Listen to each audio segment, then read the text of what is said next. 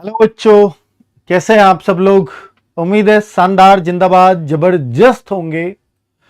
बच्चों बहुत दिनों बाद अगर मैं बोलूं एसएससी जीडी की हिंदी में वापसी हो रही है।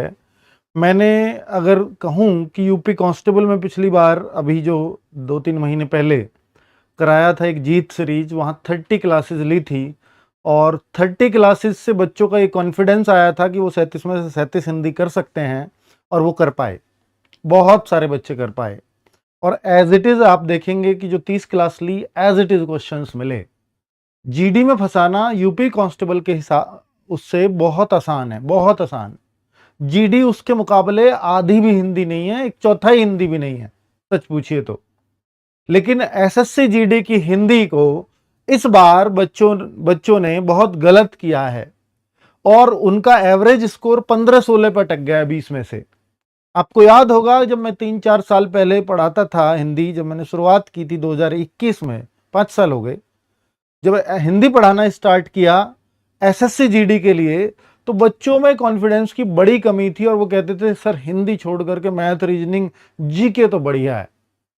लेकिन हिंदी कितने की होगी ये गारंटी नहीं है। लेकिन मैंने बोला कि भाई हिंदी ही आपकी पूरे में से पूरी होगी, ये गारंटी है।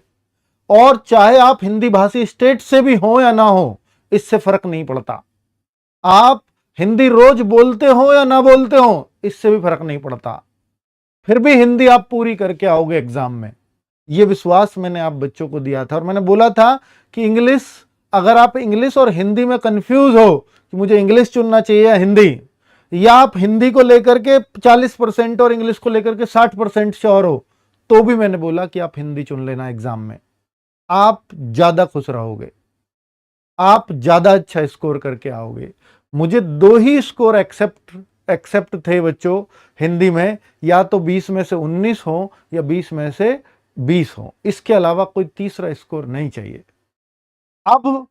अब जब अग्निवीर जैसी कंडीशन 50% की अप्लाई हो जाती है, तो उस टाइम फिर और जरूरत हो जाती है कि हम अपना पेपर और बेहतर करें, ताकि जो 50,000 वैकेंसीज हैं वो 30-35 हजार ही मानी जाएंगी। अब 30-35 क्यों कह रहा हूं, 25 क्यों नहीं कह रहा, उसका कारण है क्योंकि अभी एक्स सर्विसमैन का जो कोटा आएगा उसमें एक्स सर्विसमैन का भी रहेगा, जो अग्निवीरों का कोटा 50% रहेगा, उसमें ही एक्स सर्विसमैन को रखेंगे। कैसे रखेंगे, या चूंकि अब पहली बार में क्या 25,000 अग्निवीर रिटायर होकर आ भी रहे हैं, क्या हो सकता है वो आ ही नहीं रहे हों, तो अभी जस्ट इस बात में पूरी क्लैरिटी आनी है गृह मंत्रालय की तरफ से। तो अभी हम ये मान सकते हैं कि 50,000 वैकेंसी भैया 30-35 तो हो ही गई हैं। पर इस हिसाब से कोई भी बच्चा तैयारी नहीं करता कि 50,000 आएंगी तो मैं लगूंगा और 35,000 वैकेंसी आएंगी तो मैं नहीं लगूंगा। ऐसा मानते हो क्या? नहीं मानते। ठीक है, तो अभी आपको अपने हौसलों को थोड़ा और ऊर्जा देनी है, ताकि आप ये श्योर हो सकें कि भाई मैं इस बार सिलेक्शन लेकर के ही रहूंगा। मेरा हौसला पहले भी उतना ही बढ़ा हुआ था, मेरा हौसला आज भी उतना ही बढ़ा हुआ है। बहुत सारे बच्चे इस तरफ से मूव आउट कर जाएंगे। मैंने मान लिया कि पहले 50 लाख फॉर्म होते थे, अब 35 लाख फॉर्म आएंगे, ये पक्का है। पर ये जो 15 लाख बच्चे बाहर होंगे, ये भीड़ ही बाहर होगी। ये वो बाहर होंगे जिनका कभी नंबर नहीं आना था, जिनको नंबर की उम्मीद थी, वो आज भी अंदर रहेंगे, उनको आज भी वैसी ही उम्मीद रहेगी। ठीक है, चलिए अब हम शुरू करते हैं आज के हिंदी के पहले प्रैक्टिस सेट को। और मैं 40 प्रैक्टिस सेट लेकर के आया हूं और आज पहला करवा रहा हूं 40। ये क्लास भी होंगी, प्रैक्टिस सेट भी होगा। साथ में हम ये बातें भी करेंगे जो आपके हौसले को डाउन करती हैं। साथ में ये भी बताऊंगा कि भैया हिंदी में और क्या क्या बदलाव हो सकते हैं इस बार, और हिंदी अगर ऐसी आई जैसी इस बार आई है तो फिर क्या आपका होगा, वो सब बातें करेंगे। पहले मैं आपको बता दूं कि आज से सीरीज शुरू हो रही है बच्चों, तो हिंदी की क्लास तो ये 12 बजे आप ले ही रहे हो। अगली क्लास तुरंत इसके बाद 1 बजे से मैथ्स की होनी है, रीजनिंग की 2 बजे से होनी है। राहुल शर्मा सर, दीपक भाटी सर आपके फेवरेट टीचर्स हैं ही। एक जीएस के लिए हम एक और बेहतरीन शिक्षक को अनाउंस करने जा रहा हूं आपके सामने। तो ये जो सर है ना, इनका नाम है विकास मिश्रा सर। शायद मुझे आज नाम बताना पड़ रहा है, पर कुछ समय के बाद आप इनके नाम से डिमांड करोगे, ये मेरी गारंटी है, क्योंकि जिस तरह से जीएस पढ़ाते हैं वो जबरदस्त तरीका है, जबरदस्त। चलो अब मैं शुरुआत करता हूं बच्चों आपको कुछ चीजें बताने की। देखिए इस बार जो हिंदी को हम बाइफरकेट करें, पूरा तोड़ें, तो कितनी शिफ्ट हुई? 59 शिफ्ट हुई बच्चों। 59 शिफ्टों में 1180 प्रश्न आएंगे हिंदी के, 20-20 प्रश्न हर शिफ्ट में। तो जो पहली, जो बच्चों देखो सबसे ज्यादा जो आया वो आया सर्विस टर्मिनोलॉजी कहेंगे इसको, प्रशासनिक शब्दावली। ये पुलिस शब्दावली है क्या? मैं कहूंगा प्रशासनिक शब्दावली है ये पुलिस शब्दावली नहीं है, प्रशासन के शब्द थे। क्योंकि आप जब नौकरी चाहे सीआईएसएफ में करें चाहे सीआरपीएफ में करें, तो ये जो नौकरी होती है बच्चों, ये प्रशासन के अंडर करे जाने वाली नौकरी है। तो जब प्रशासन के अंडर आप रहोगे तो आपको वहां की टर्मिनोलॉजी, वहां की शब्दावली भी आनी चाहिए। अब क्या होता था कि सीआईएसएफ में बच्चे भर्ती तो हो रहे थे, सीआरपीएफ में भर्ती तो हो रहे थे, लेकिन वहां पर बच्चे बेसिक बेसिक चीजों को भी नहीं जानते थे। जो हिंदी से पढ़ के आया है ना, वो पूरी तरह से हिंदी से होता था। वो लॉ शब्द भी उन्होंने बोल दिया तो लॉ शब्द को भी नहीं पहचान पाते थे, लॉ किस बात के लिए कह रहे हैं। तो उनको परेशानी होती थी इस पे। उन्होंने सोचा कि यार हिंदी हम इतनी पूछते हैं, तो हिंदी तो इनके किसी काम में आती भी नहीं है वैसी। मान लीजिए पर्यायवाची पूछने लगे, विलोम शब्द पूछने लगे, कहीं सर्विस में काम नहीं आती। तो उन्होंने सोचा कि यार इसको शब्दावली को पूछा जाए, जीके काम आ जाएगी यार, जनरल नॉलेज आपको होनी चाहिए, मैथ्स भी थोड़ा बहुत जगह जगह काम आ जाएगा हिसाब लगाने के लिए, रीजनिंग तो आपकी बुद्धि और तर्क को देखने के लिए होती ही है। तो उन्होंने सोचा कि यार हिंदी काम की नहीं है, तो हिंदी को क्यों ना कुछ इस तरह से मोड़ दिया जाए। तो हिंदी को उन्होंने मोड़ ही ऐसे दिया, कुछ अंग्रेजी के शब्द पूछकर, कुछ प्रशासनिक शब्द पूछकर बच्चों हिंदी का पूरी तस्वीर पलट डाली। इस बार जो हिंदी आई वो आप सोचिए कि 59 शिफ्टों में 377 क्वेश्चन, 59 में से 52 शिफ्टों में पूछी गई प्रशासनिक सेवा शब्दावली। अगर मैं 52 शिफ्टों में सोचूं तो ये यहां पर अगर मैं गुणा करूंगा तो 7 सवाल एक शिफ्ट में आ जाएंगे प्रशासनिक के। 52 में 7 की गुणा करो, 5 7 35, 350 बैठता है। तो 7 सवाल एक शिफ्ट के अंदर, केवल इससे तो हिंदी का तो पूरा स्ट्रक्चर ही भाई 20 में से 7 सवाल आप प्रशासनिक सेवा के पूछ रहे हो। यह हुआ इस बार। 58 शिफ्टों में, 58 शिफ्टों में गद्यांश पूछा गया, एक शिफ्ट में गद्यांश नहीं था, ये तो आता ही है पहले से, ठीक है। 46 शिफ्टों में वर्तनी पूछी गई, 136 सवाल वर्तनी के थे। पारिभाषिक शब्दावली, ये आपकी टेक्निकल टर्मिनोलॉजी हो गई, ये 43 शिफ्टों में पूछी गई और 89 सवाल पूछे गए। 43 शिफ्टों में, इसका मतलब हर शिफ्ट में 2-2 सवाल। ये कैसे थे इनको भी बताऊंगा। वाक्य शुद्धि के 63 सवाल मिले। विलोम शब्द, पर्यायवाची, देखिए ना केवल 19 शिफ्टों में पर्यायवाची के क्वेश्चन आए, वो भी एक, किसी में 2। केवल 8 शिफ्टों में रिक्त स्थानों की पूर्ति आई है, किसी में 1, किसी में 2, किसी में 3, इस तरह से पूछे गए हैं। 28 शिफ्टों में वाक्य शुद्धि आई है, बाकी हर शिफ्ट में ये मिला है लगभग। फिर सर ये कौन सी शिफ्ट है? ये वाक्यांश के लिए एक शब्द मुहावरे, जैसे मान लेते हैं 52 शिफ्टें 59 हुई थी, तो 7, बाकी जो 7 शिफ्टें उनमें ये पूछे गए 6-7 शिफ्टों में। कहीं तद्भव तत्सम पूछ लिया, कहीं वाच्य पूछ लिया। अर्थात ये मुहावरे, उपसर्ग, ये वाक्यक्रम, संधि, ये बहुत ही कम पेपर में थे, किसी किसी सेट में थे बस। तो पूरा पेपर तोड़ करके मैं आपको समझा रहा हूं कि भाई क्या क्या पूछा गया था, ठीक है। अब अगर हम बात करते हैं बच्चों आगे कि देखिए क्यों हिंदी को इन्होंने ऐसे क्यों तोड़ा, जीएस को क्यों नहीं तोड़ा, इन्होंने मैथ रीजनिंग को क्यों नहीं ऐसा तोड़ा। बच्चों अगर हम देखें तो मैथ्स का सिलेबस डिफाइन था, जनरल नॉलेज का सिलेबस डिफाइन था, रीजनिंग का सिलेबस डिफाइन था, हिंदी का कोई सिलेबस डिफाइन नहीं था। हिंदी का सिलेबस में क्या लिखते हैं ये, candidates ability to understand basic English और हिंदी, बेसिक इंग्लिश और हिंदी पूछी जाएगी। इतनी एबिलिटी उनके अंदर होनी चाहिए कि वो बेसिक इंग्लिश या हिंदी को समझ सकें। अब बेसिक हिंदी तो समझ जाएंगे बच्चे, पर बेसिक इंग्लिश को नहीं समझते थे, तो उन्होंने हिंदी में इंग्लिश पूछना शुरू कर दिया, 1-2 सवाल। अब आप क्योंकि सर क्या इंग्लिश जिनको आती थी वो उन शब्दों को जानते ही होंगे, नहीं, ये भी गारंटी नहीं है, ठीक है। तो ऐसा भी मत सोचो कि इंग्लिश लेने में फायदा होगा। तो मैंने आपको सारी चीजें समझाने का प्रयास किया कि ऐसा क्या था। तो अब हम अपने सवालों पे आते हैं, और अब हिंदी ऐसी ही रहने वाली है। अब हिंदी का स्वरूप चेंज नहीं होगा। कभी सोचो कि पहले जैसे मुहावरे विलोम शब्द अब पहले जैसे फिर से कर दिए, तो नहीं होगा, क्योंकि उन्होंने कमजोर कड़ी को ढूंढ लिया है और उनको इससे फायदा होगा। ठीक है, चलो, तो अब हम वैसी ही हिंदी में एक सेट आपको करके दिखा रहा हूं जो एसएससी जीडी में ही पूछा गया है। ये एसएससी जीडी 2026 के पेपर में आया हुआ सेट है, पूरा एक सेट दिखा दे रहा हूं आपको। और कल से जो हमारी पढ़ाई होगी वो कुछ ऐसे होगी कि वो सेट वाइज नहीं होगी, फिर कि हम इन शब्दावली को ही खत्म करेंगे ना, फिर कि भाई ऐसी क्या टर्मिनोलॉजी वो आगे पूछ सकता है, ऐसे क्या और सवाल बना सकता है। इनको तो मैं शामिल कर ही दूंगा बीच बीच में, लेकिन बच्चों बाकी कुछ छोड़ा ही नहीं है ना पेपर में, तो इसलिए हमें इन शब्दों को पढ़ना पड़ेगा अच्छे से।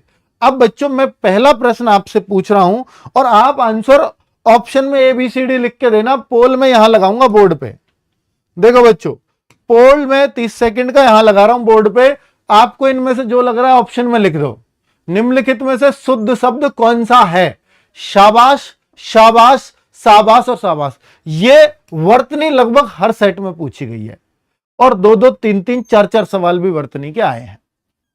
तो यहां पे मुझे बताओ, ये 30 सेकंड का मैंने आपको समय दिया था। अब यहां पर देखते हैं कि कितने लोगों ने सही जवाब दिया होगा। ये जो इसमें शाबाश है ना बच्चों, ये कौन सा सही है? आप लोग बताएंगे कौन सा सही है? देखिए, हाँ देखो, ये सब सबास है, ये सबास है, ये शाबाश है, ये शाबाश है। इन दोनों में ही कंफ्यूज होने चाहिए बस आप। अगर इन दोनों में हो रहे हो तो ये आपकी गलती होगी, किसी और की नहीं। इन दोनों में ही होने चाहिए आप कंफ्यूज। तो ये शाबाश अजीब सही लग रहा है, ये वाला शाबाश फिर भी सही लग रहा है। तो ये डी ऑप्शन इज करेक्ट। मैं आपका रिजल्ट दिखा देता हूं कितने लोगों ने सही किया। ये आज ऐसा लगा के हमने भी सर्च किया तो 293 बच्चों ने वोट किया है। क्या जो ऑप्शन लिखे थे ना आपने डी डी, ये उनको फेच करता है बस। तो 293 बच्चों ने, यानी 83.5% बच्चों ने डी ऑप्शन दिया। और सबसे जल्दी जिन्होंने दिया उनके नाम ये यहां दे देता है, जिसने सबसे कम समय में दिया। ठीक है, यहां पर भी नाम आएगा आपकी आईडी का। चलो, ये तो बहुत अच्छी बात है। ठीक है भाई, अब हम फिर से आते हैं अगले सवाल पर। तो ये देखो बच्चों, यहां जो वर्तनी भी आएगी ना वो बहुत आसान आएगी। मतलब ऐसा आएगी आप देखते ही करने, थोड़ा सा पढ़ा करो सवाल को कि शब्द क्या होता है, उससे आपको क्लैरिटी आएगी। चलो तो भाई हम स्टार्ट कर देते हैं फिर से पोल। देखो, निम्न में से शुद्ध शब्द कौन सा है? इनमें आप देखना और कोशिश करना इस बार सही देने की। शोचनीय, सोचनीय, शोचनीय, सोचनीय। अब देखो, निय बोलते हैं हम, तो निय में मतलब ये आएगा। ये थोड़ा वर्तनी शुद्ध करने का तरीका बता रहा हूं बच्चों मैं आपको। आप इसको बोल करके देखा करो, तब आपको क्लैरिटी आएगी। निय, निय, ये वाला निय तो होता ही नहीं है बच्चों। तो निय दो ही सही हैं, ऊपर वाले दोनों, तो ये ऑप्शन तो बिल्कुल नहीं होंगे। अब शोचनीय और सोचनीय, अब देखो बहुत सही होता है कि भाई अगर हम सोच लिखते हैं तो ये लिखते हैं, सोच लिखते हैं तो ये लिखते हैं, तो बहुत सारा बच्चा केवल यही लगा देगा सोचनीय, है ना। बी लगाओगे ना आप, पर ये जो उत्तर है ना इसका, वो बी नहीं है, ए है। ये सोचनीय होता है बच्चों। ठीक है, अब देखो बी लग रहा है आपका, और बी कितनों ने दिया है अगर मैं आपको दिखाने लग जाऊं। एक बार यार इसको डाल के भी चेक करना एक बार, है। एसएससी ने जो माना है मैं उसी को बता रहा हूं बच्चों। और ये देखिए 68% बच्चा ये कह रहा था ये वाला होगा, और मात्र 16% बच्चा कह रहा था कि ये वाला होगा। क्योंकि आपने ना सोच से बनाया इस शब्द को, सोचनी है, इसलिए गलती हुई है। तो कई बार कुछ शब्द ऐसे होंगे जो हमें याद रखने ही पड़ते हैं। भैया सोच आता है तो ऐसे लिखते हैं, सोच नहीं आता है तो ऐसा लिखते हैं, इसलिए उन्होंने आपसे गलत करवा दिया। तो आगे अब आपको सोचनी है, याद रहेगा। बहुत सारे बच्चे एग्जाम में भी इसको गलत करके आए थे। ठीक है, अब देखो निम्नलिखित में से वाक्य के शुद्ध रूप का चयन करिए। देखते हैं कितने लोग इसका सही उत्तर दे पाएंगे। निम्नलिखित में से वाक्य के शुद्ध रूप का चयन। अगर मैं देखूं यहां पढ़ करके कि नगर की सारी जनसंख्या भूखी है, नगर की सारी जनसंख्या भूखी है, नगर की सारी जनसंख्या, जनता, जनसंख्या भूखी थोड़ी लगाएंगे भाई, नगर की सारी जनता भूखी है, नगर की सारी जनता भूखी है। हां ये बात तो सही लग रही है, नगर की सारी जनता भूखी है, नगर का सारी जनता ये गलत लग रहा है। देखो नगर का सारी, नगर की सारी होना चाहिए, नगर का सारी का क्या मतलब है, नगर के सारी जनसंख्या भूखी है। अब नगर के सारी कैसे हो सकती है, नगर की सारी, बोल करके देखो सेंटेंस को, आपको खुद समझ में आ जाएगा। नगर की सारी जनता भूखी है, जनसंख्या वर्ड जनसंख्या थोड़ी बोलेंगे, जनता ही तो बोलेंगे। तो नगर की सारी जनता भूखी है, तो बी ऑप्शन हमारा करेक्ट है। हम रिजल्ट भी देख लेते हैं। आप 79.6% बच्चों ने इस सवाल का सही उत्तर दिया है। भाई इतना गलत क्यों कर रहे हो यार। देखो इस बच्चे ने तो अंशिका सिंह है, मात्र 11 सेकंड में उत्तर दे डाला, मात्र 11 सेकंड में। ठीक है, 0.11 सेकंड, 11 सेकंड नहीं, 1 सेकंड से कम में, सॉरी, फटाक से ऐसे भी आता है उत्तर। चलो भाई नेक्स्ट क्वेश्चन आपके सामने, और अगला पोल लगा देते हैं। अगला पोल देखिए, क्वेश्चन क्या है कि निम्नलिखित में से कौन सा अदालती बयान, देखो ये है वो प्रशासनिक शब्दावली या न्यायिक शब्दावली या प्रशासनिक शब्दावली ही इनको बोलिए, न्यायिक शब्दावली कुछ नहीं होता। अदालती बयान का सही तकनीक शब्द क्या है।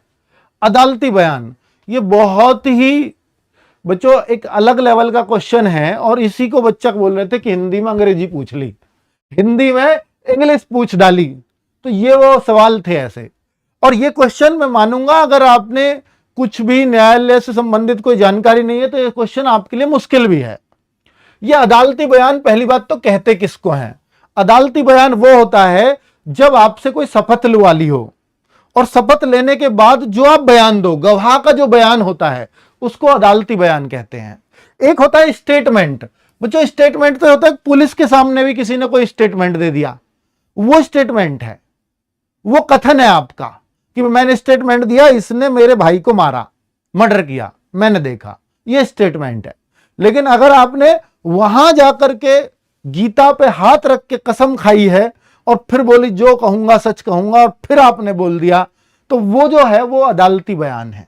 उस अदालती बयान को हम बोलते हैं डिपोजिशन। आपने सही पोजीशन दे दी उसको, है ना, तो डिपोजिशन, तो डिपोजिशन यानी ए ऑप्शन। और अगर मैं 100 रिजल्ट देखूं तो बहुत कम बच्चों का है, तो 17.7, क्योंकि अभी भी बच्चे स्टेटमेंट को ही कह रहे हैं। 71% बच्चा कहता है स्टेटमेंट बोलते हैं उसको, नहीं, स्टेटमेंट बोलते हैं अगर आपने कोई सामान्य वक्तव्य भी बोला है और पुलिस के सामने जाकर के गवाही दी है, अदालत में अगर गवाही दे दी तो डिपोजिशन कहलाएगी। क्लियर, दोनों में बहुत अंतर है और बहुत कम बच्चों ने इसका उत्तर सही किया है। तो और जिनकी ये शिफ्ट होगी उन्होंने भी गलत किया होगा इसको। चलो आगे आओ, नेक्स्ट क्वेश्चन, अगला सवाल। चलो भाई, सुरक्षा कर्मियों को किस दस्तावेज से छुट्टी मिलती है। ये देखो, मुझे ऐसा लगता है इस सवाल का आंसर सभी बच्चों को सही कर देना चाहिए, और इसको कोई भी सही करके आएगा एग्जाम में। सुरक्षा कर्मियों को किस दस्तावेज से छुट्टी मिलती है। नियुक्ति पत्र, सेवा प्रमाण। क्या नियुक्ति पत्र से छुट्टी मिल सकती है। यार देखो ना कैसे सवाल के ऑप्शन देता है, और ये केवल एसएससी जीडी में संभव है, और कहीं इतने आसान ऑप्शन नहीं मिलेंगे आपको।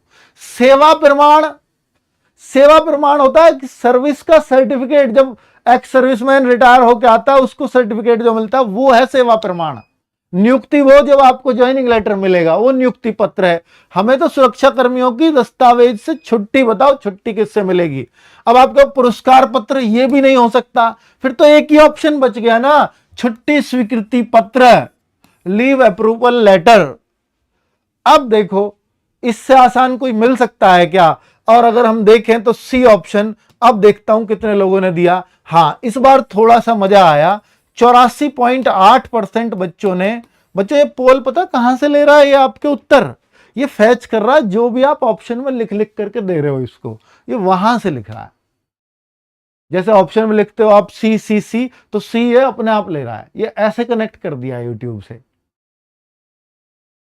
चलो क्लियर हो गया। अब मैं अगले सवाल पे आ जाऊं क्या? अगला सवाल हमारा क्या कहता है, अब इसको देखो आप। तो मैं आपको वो अप्रोच सिखाने आया हूं बच्चों, जिससे अगर नया सवाल भी आएगा तो आपको सोचना कैसे है उसको। और ये पूरा एक पेपर करा रहा हूं, और आज देखना आपके 20 में से कितने आएंगे। मैं 20 ही क्वेश्चन करा के जाऊंगा आज, और फिर कल से हम जो करेंगे अपने मार्क्स बढ़ाने की प्रक्रिया को चालू करेंगे। आज मैं जस्ट दिखाने आया हूं आपको पेपर कैसा आने लगा है, ठीक है। तो किसी सुरक्षा कर्मी को दी गई सरकारी पहचान को क्या कहते हैं? किसी सुरक्षा कर्मी को दी गई सरकारी पहचान को। अब आप ये उत्तर खुद बना दोगे। अगर आपके सामने नया भी सवाल है तब भी आप ऑप्शन देखोगे और उत्तर सही लगाओगे। बैज, बैज तो यार ये होते हैं ना जो यहां पर लगाए जाते हैं, स्टार लगते हैं, या यहां पर एक बैज लगता है हवलदारों को, उसको बैज बोलते हैं। तो वो बैज तो हम नहीं कह सकते कि सुरक्षाकर्मी की वो पहचान है, नहीं है। आदेश, आदेश कैसे पहचान हो सकती है सरकारी पहचान उसकी? सेवा पुस्तिका, ये तो सर्विस बुक है, इससे उसकी कैसे पहचान होगी? बस सीधी सी बात है, पहचान पत्र हर किसी को दिया जाता है, आइडेंटिटी कार्ड। आइडेंटिटी कार्ड होता है जो उसकी पहचान कराता है, वही सरकारी पहचान है उसकी। सरकारी पहचान है उसका आईडी कार्ड, ये स्पष्ट बात है। और यहां पर हम कहेंगे डी ऑप्शन है, और डी ऑप्शन कितने लोगों ने लगाया? मात्र 49.5% लोगों ने ये उत्तर दिया है, और बाकी ने बैज दिया है। बैज आपकी सरकारी पहचान कैसे हो सकती है? आप ये पता लग जाएगा अगर ये बैज लगा दिया है। देखिए पहचान क्या होती है कि ये बैज केवल इस अंकित भाटी को लग सकता है और किसी को नहीं लग सकता। आप तो देखते हो, मान लो 3 स्टार है, 3 स्टार से समझ जाता हूं, क्या 3 स्टार केवल अंकित भाटी को मिले होंगे? वो तो बहुत सारों को मिले होंगे, तो उससे कैसे पहचान होगी? पहचान, बैज तो आपका स्टार और आपकी फीत जो होती है उनको कहते हैं बैज। वो कैसे पहचान हो सकती है? जो 37% बच्चे इस बैज को बोल रहे हैं। ऐसे सोचा करो, थोड़ा सा समझ में आई ना बात? तो अगर आप ऑप्शन को थोड़ा गौर से समझ लेते तो ये हिंदी का पेपर सेट जो मुश्किल लग रहा था देखने में, वो आसान हो जाता। ऐसे ही सोचना पड़ता है, ठीक है। अगले सवाल पे आता हूं मैं। अगला सवाल ये रहा, अब आप ऑप्शन लगाना सही सही। जब कोई कर्मी अपने वरिष्ठ को कार्य की जानकारी देता है, मैं पेपर दिखा रहा हूं कैसा आने लगा है हिंदी का। जब कोई कर्मी अपने वरिष्ठ को कार्य की जानकारी देता है तो वह क्या कर रहा होता है?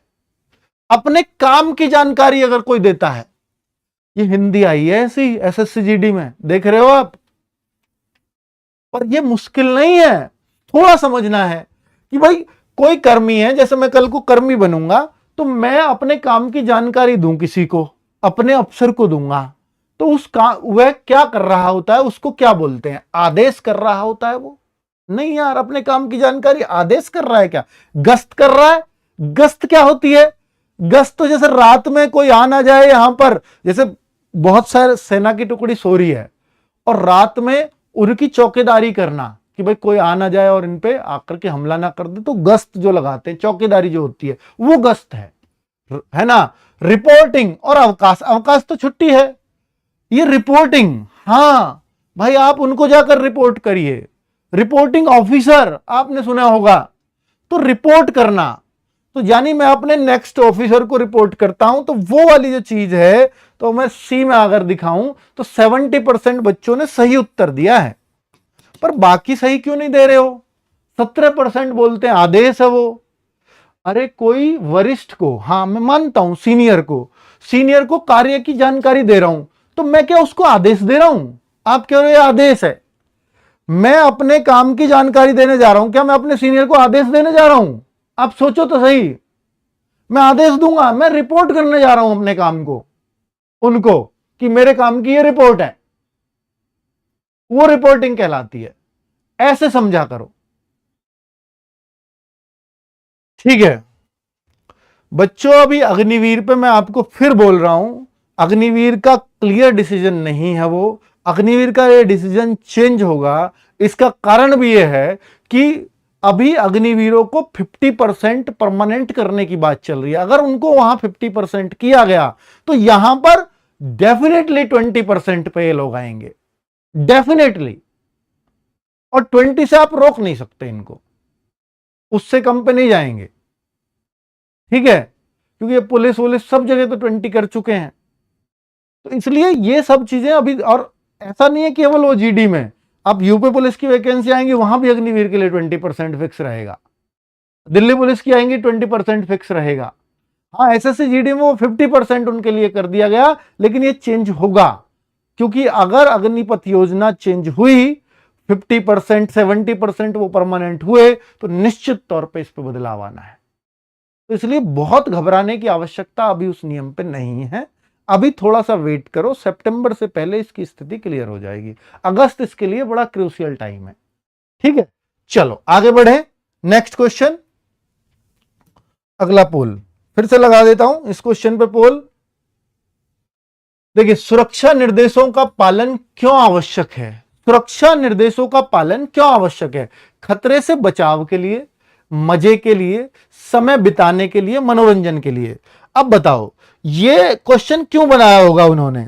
ये इसलिए बनाया होगा यार, अब पूछा, जब ट्रेनिंग पर आप लोग जाओगे और वहां पूछते हैं यार ये जो सिक्योरिटी इंस्ट्रक्शंस लगे हुए हैं बोर्ड पर, ये क्या है? किसी सीनियर ने पूछा होगा बच्चों से, ये क्यों लगाए जाते हैं?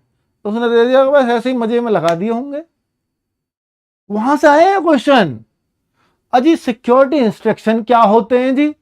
यही नहीं पता हमें तो। अरे भैया, सुरक्षा निर्देश होते हैं। अब ये लगाए क्यों जाते हैं, क्यों आवश्यक है, ऐसा क्वेश्चन वहां से जनरेट होता है उनके दिमाग में।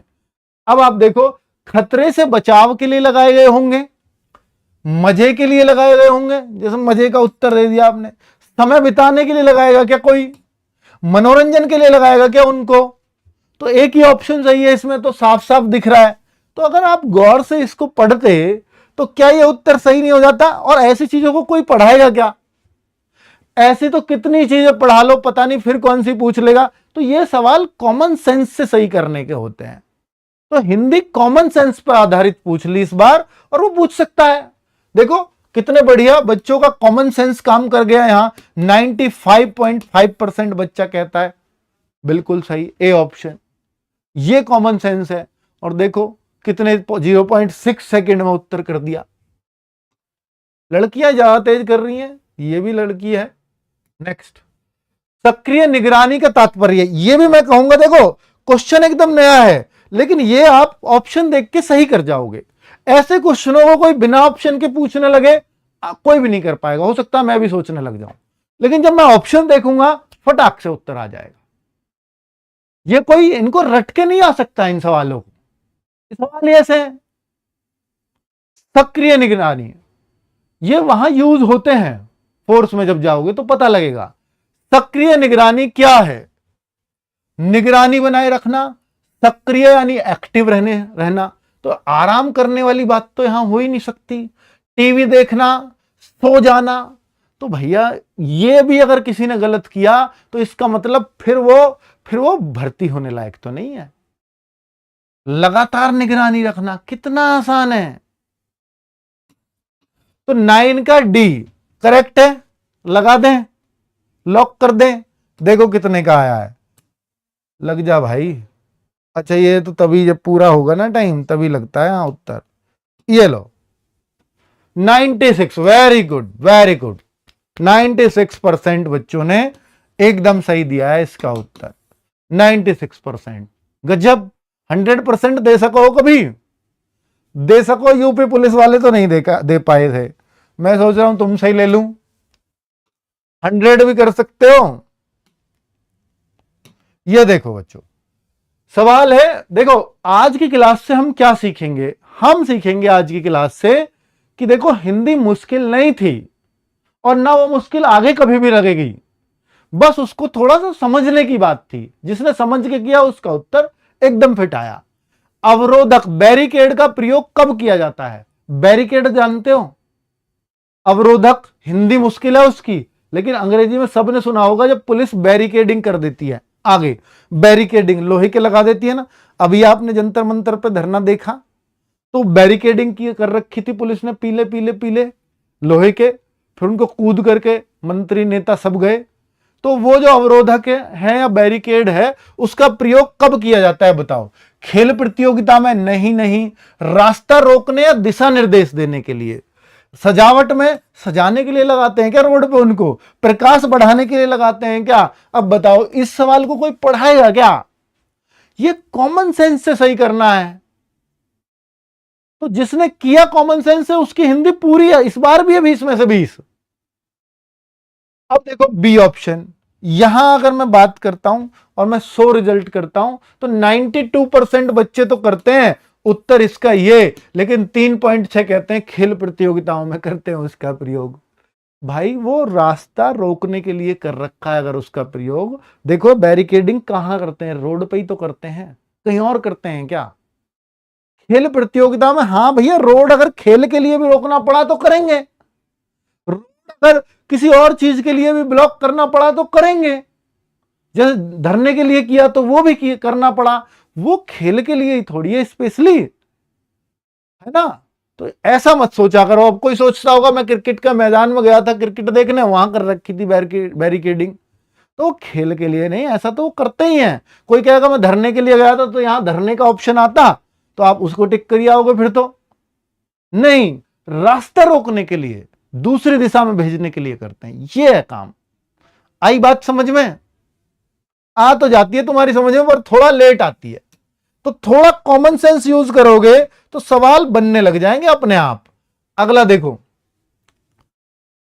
ऑप्शन देना लिख करके ए बी सी डी जो देते हो तो ये कैच करता है उसको। ऐसा ऐप लिया है तुम्हारे लिए। विस्फोटक पदार्थ से क्या खतरा होता है? विस्फोटक, विस्फोट समझते हो? बम छूटता जो, बुम, वही विस्फोटक पदार्थ। इससे क्या खतरा होता है? जान माल की हानि होती है? खुद बताना। कॉमन सेंस का सवाल है, कोई बताने नहीं आएगा इस सवाल को आपको, ना कोई कराएगा। जान माल की हानि, बिजली की कटौती, भोजन की बर्बादी, ध्वनि प्रदूषण। देखते हैं कितने बच्चे इसका ऑप्शन लगाते हैं। A B C D option में लिख दो बच्चों अगर लगता है। विस्फोटक पदार्थ से क्या खतरा होता है? क्या बिजली की कटौती हो जाएगी? क्या भोजन की बर्बादी है? अरे कुछ मतलब भी है भाई इन सवाल, इन ऑप्शन से। ध्वनि प्रदूषण, क्या खतरा? ध्वनि प्रदूषण तो बहुत सारी चीजों से होता है भाई। विस्फोटक पदार्थ से ये अगर केवल यही खतरा होता ध्वनि प्रदूषण, फिर तो बसों के हॉर्न भी रोक दो, गाड़ियों के हॉर्न भी रोक दो। केवल ध्वनि प्रदूषण तो उनसे भी है, विस्फोटक पदार्थ से जो असली खतरा है वो जान माल की हानि का है, केवल ध्वनि प्रदूषण नहीं है। ध्वनि प्रदूषण से कौन डरता है भाई? ठीक है, तो हम कहेंगे ए ऑप्शन। कितने लोगों ने लगाया? अरे यार तुम लोग भी ना, मतलब 73% देख करके मुझे ऐसा लग रहा है क्या कर रहे हो आप लोग, क्या कर रहे हो? उसका पोल लगवा दें क्या जो आप वहां लगाते हो? उसका अच्छा लगेगा आपको, इसको हटाते हैं यार, मुझे मजा नहीं आ रहा इसमें, है ना? वहां पोल करोगे आप असली। ये वाले एबीसीडी लिखते लिखते आपके हाथ दुख गए होंगे। मैं सोच रहा था कि यहां नाम वाम आ जाता आपका, मजे आएंगे आपके। चलो वही लगवाते हैं फिर, वहां टिक आप अच्छा करोगे। नीचे दिए गए शब्द की सही पारिभाषिक शब्दावली क्या होगी? अब मुझे लगता है कि इतनी अंग्रेजी सबको जाननी चाहिए। ये वहां आम बोलचाल की भाषा में फौज में ये यूज किया जाता है। ओबीडियंस, डिसओबीडियंस ऐसे यूज करते हैं। ओबीडियंस, ओबीडियंस आपने लगाया होगा, योर ओबीडेंट। एप्लीकेशन लिखते हैं अंग्रेजी में तो योर्स ओबीडेंट आपने सुना होगा। तो ओबीडेंट का मतलब क्या होता है? वही ओबीडियंस है, आज्ञा पालन, अनाज्ञाकारिता। आज्ञा का जो पालन ना करे उसको अनाज्ञाकारिता कहते हैं। अवहेलना, जो ऑर्डर ना माने, जैसे कहते हैं कोर्ट की अवहेलना, कंटेम्प्ट ऑफ कोर्ट, कि कोर्ट का ऑर्डर नहीं माना, उसको कहते हैं आज्ञा की अवहेलना। ठीक है, अवहेलना, ना मानना, ये दोनों एक सी चीजें हैं, सेम। आरोप, अब किसी पे आरोप लगाना, तो ये ओबीडियंस का मतलब तो एक ही हो सकता है, वो है आज्ञा का पालन। कितने लोगों ने इस बार उत्तर दिया? अब लग रहा है यार, अब देखो पोलिंग अब 9,000 पे पहुंच गई। वहां देख रहे थे 1,000 बच्चा का उत्तर आ रहा था, या तो वो ऐप ही सही से नहीं ले पा रहा था, नया नया ऐप था। यहां अगर हम पोलिंग करवा रहे हैं तो 10,000 बच्चे पोल कर दे रहे हैं यार, है ना। चलो नेक्स्ट क्वेश्चन लेते हैं। अब बच्चों देखो, इस बार गद्यांश भी पूछा गया, तो कैसा पूछा गया वो देखो। एसएससी जीडी की आवाज भी उठेगी, दब नहीं सकती बच्चों, और अगर कोई उठाएगा तो सबसे पहले हम होंगे, उसकी चिंता मत करिए। अभी आपको कोई कुछ भी कह रहा है उस पर आप भरोसा अभी मत करिए। मैं आपको कह रहा हूं कि सही टाइम आएगा तो वो उठेगी, और अगर मैं कुछ भी आपसे अब करवाऊंगा तो मैं आपके समय की बर्बादी कर रहा हूं, मैं निश्चित तौर पे कह रहा हूं, क्योंकि अभी कुछ भी नहीं हो सकता, अभी कुछ भी नहीं हो सकता। क्योंकि आप सोचो ना, आरपीएफ में तो प्रूफ भी था कि यार इतने सारे बच्चे हैं, जो पिछली बार आपने 165 से हाइट करके 170 कर दी, कुछ हुआ? कुछ भी नहीं माना। आप एसएससीजीडी में सोचो कि जिसका अभी वो सिर्फ अपनी प्रक्रिया में है, क्योंकि सेम आरपीएफ का केस था, अभी वो प्रक्रिया में था, खूब उठाया मुद्दा, खूब ट्विटर कैंपेन चलवाए, कोर्ट केस लड़ रहा हूं उसके लिए। पर कोर्ट में भी हमारे पास वहां तो फिर भी था कि यार 165, अब तक तुम्हारी फोर्स में 165 हाइट चलती थी और अब 170 कर दी, ऐसा क्या मजबूरियां आ गई? अब वो 165 वाला बच्चा कैसे तैयारी कर पाएगा? पहले आपको 165 की हाइट की जरूरत थी, अब 170 की कैसे जरूरत हो जाएगी? आप एज कैसे घटा सकते हो? पहले कम एज, तो वो वाली केस में भी जज साहब बहुत इंटरेस्ट नहीं दिखा रहे हैं उसमें। सोचो इसको लेकर के भी जाएं तो इसमें आपको लगता है कुछ भी इंटरेस्ट दिखाएंगे? अभी तो पता ही नहीं है कौन सी पार्टी इफेक्ट हो रही है, एक्चुअली में आया भी है वो कानून, नहीं आया है, इंप्लीमेंट हुआ है नहीं हुआ है, तो वो सारी चीजें अभी बहुत दूर की चीजें हैं, वो बहुत लंबी लड़ाई है, उस पर उठेगी आवाज, निश्चिंत रहिए आप। एसएससी पर अगर जहां जरूरत होगी वहां चीजें होंगी, लेकिन मैं फालतू में आपका टाइम बर्बाद नहीं करूंगा, और उससे फिर एक आपको एक झूठी आस भी हो जाती है कि हां कुछ होगा। बस दैट्स इट, ठीक है, इतना ही बताऊंगा। चलिए बच्चों, अभी फिलहाल आप ये सोच करके तैयारी करिए कि ठीक है 50,000 वैकेंसी। अब देखो, जब अग्निवीर को इसमें शामिल किया जाएगा तो निश्चित तौर पर वैकेंसी बढ़ करके आएंगी, निश्चित तौर पे, क्योंकि उनको यह भी दिखाना है कि उन बच्चों को भी नहीं छेड़ना है हमें, जो ओपन भर्ती से देखते हैं उनको भी नाराज नहीं करना है। तो इस बार वो हो सकता है कि 60-70 हजार वैकेंसीज लेकर के चले शुरुआत में, तो कुछ को अग्निवीर को दे दें और फिर बोले कि देखो अग्निवीर की वैकेंसी और ये भी हमने दोनों में इंपैक्ट नहीं किया। आने वाले सालों में क्या इंपैक्ट होगा नहीं पता, लेकिन पहली बार में वो प्रयास ये करेंगे अगर ऐसा किया भी तो, ठीक है। तो मैं तो फिर भी कह रहा हूं भैया 50 आई तो आप 35 मान के चलिए, आप 35 के हिसाब से तैयारी करिए ना, तो वो आपको करना पड़ेगा। आंतरिक सुरक्षा में सूचना का वर्गीकरण अत्यंत आवश्यक होता है। देखिए यह है गद्यांश, और गद्यांश से फटाफट, आंतरिक सुरक्षा में सूचना का वर्गीकरण अत्यंत आवश्यक होता है। सभी सूचनाएं समान महत्व की नहीं होती, सभी सूचनाएं समान महत्व की नहीं होती।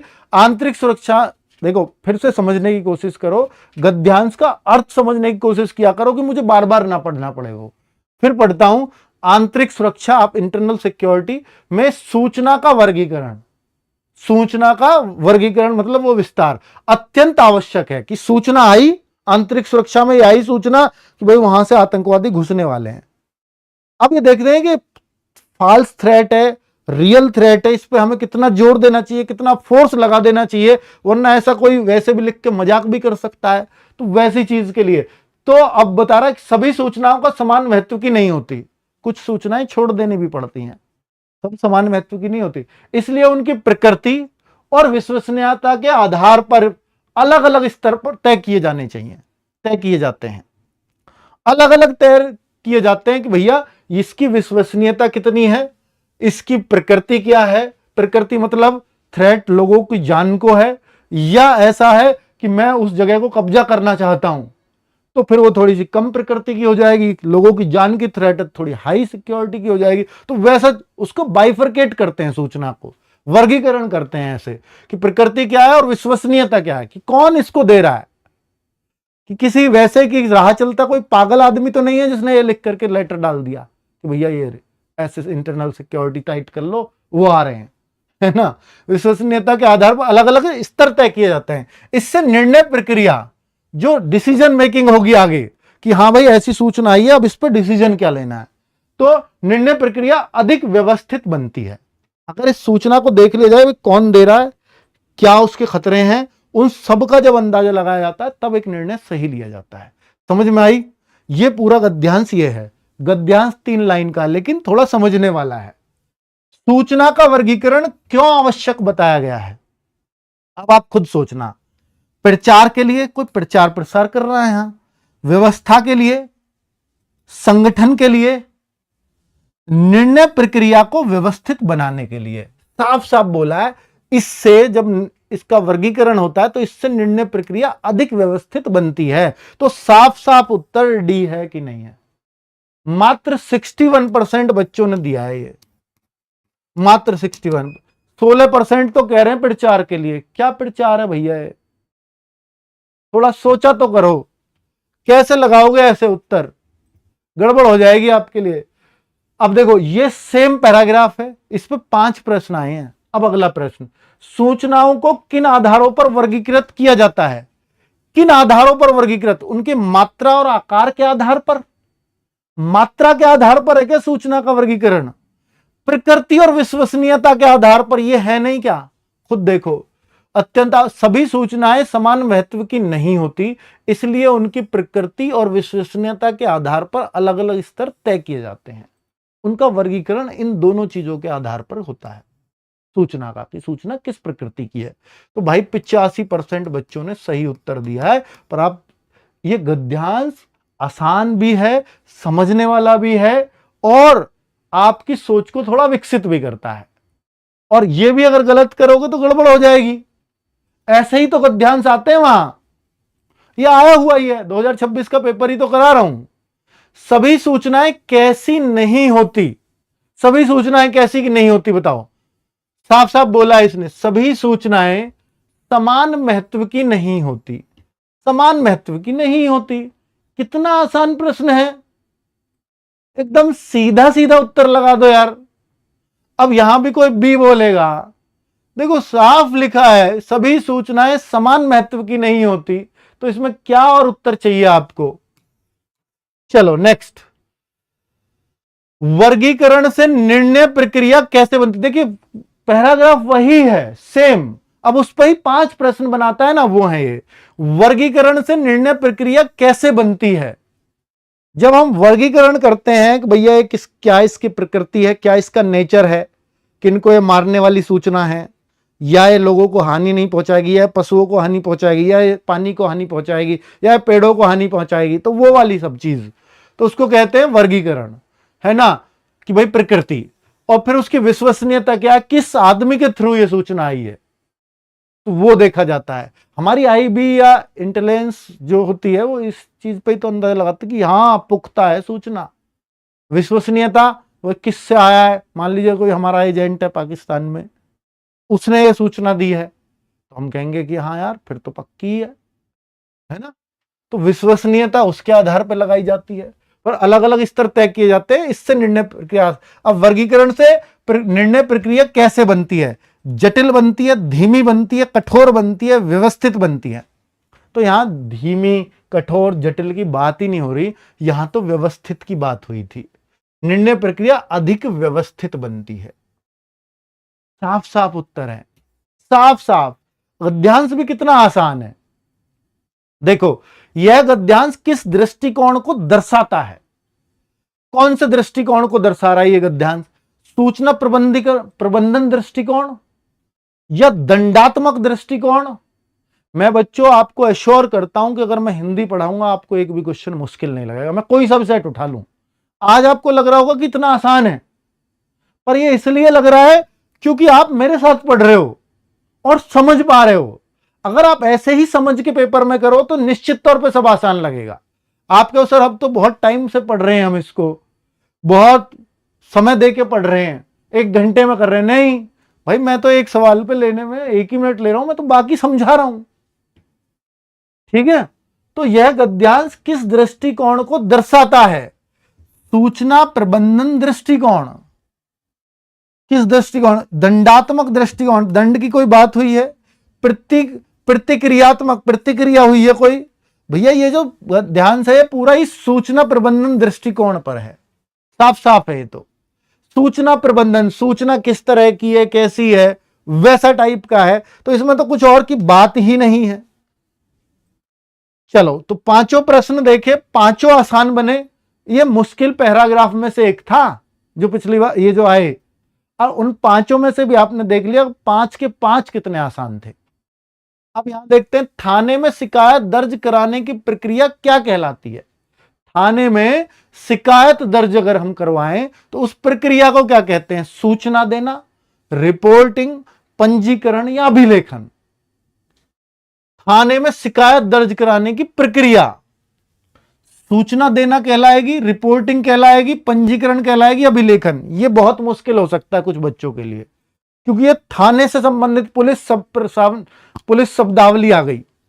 तो देखो, जब हम इसको ऐसे सोचते हैं बच्चों, कि जब हम थाने में शिकायत दर्ज कराने जाते हैं तो हम उसको रिपोर्टिंग कहते नहीं। रिपोर्टिंग आप ध्यान करो, अभी बताया था, रिपोर्टिंग पुलिस की भाषा में या किसी की में भी अपने बड़े अफसर, जब हम वर्दी पहन लेते हैं तो अपने से सीनियर अफसर को जो हम अपने काम के बारे में बताते हैं उसको रिपोर्टिंग कहते हैं।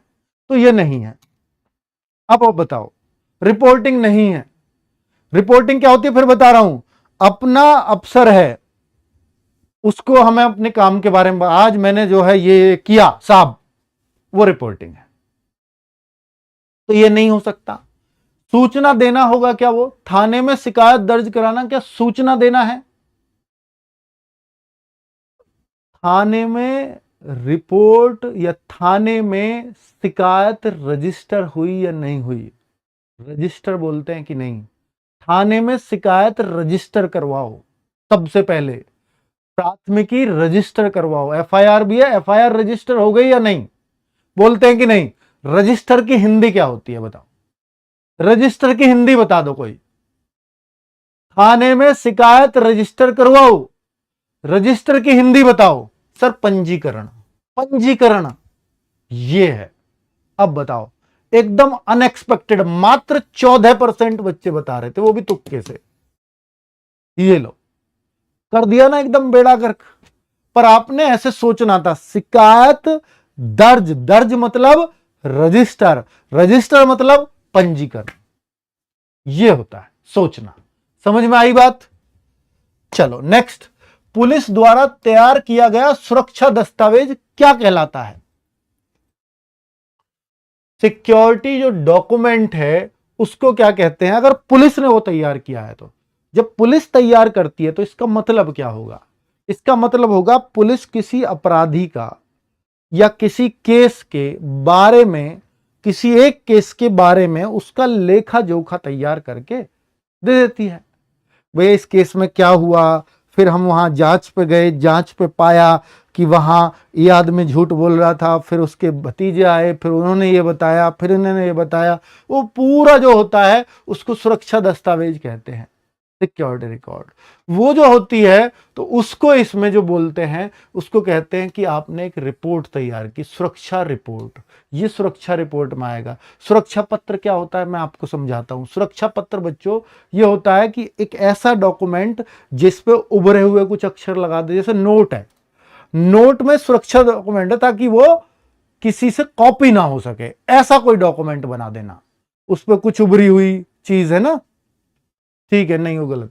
तो सुरक्षा फाइल, सुरक्षा फाइल क्या होता है कि जो इस पूरे रिकॉर्ड को, यानी पूरे एक फाइल इस तरह की आई, ये एक केस है भाई, ये अपराधी है, फिर इसमें ये आया, फिर इसमें इसके एक और आ गए, फिर ये पूरा केस है, और इन सारे सबको बना करके एक फाइल तैयार कर दी जाती है। ये और बड़ी है इससे, ठीक है। सुरक्षा रिपोर्ट किसी एक व्यक्ति के बारे में हो गई।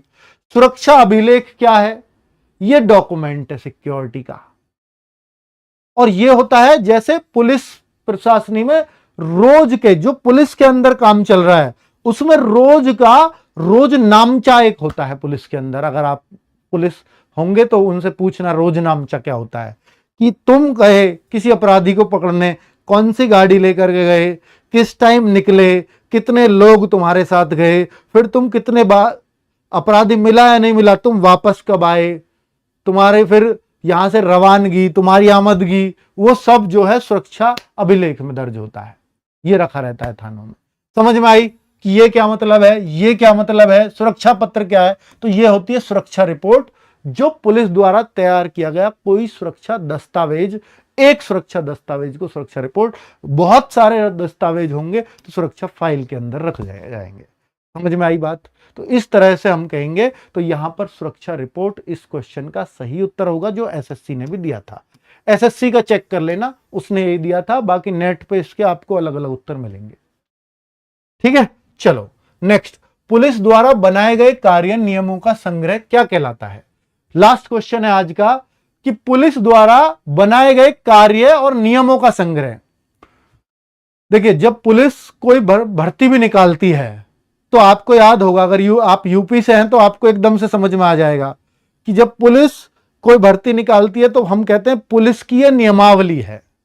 नियमावली बोलते हैं उसको, नियमावली।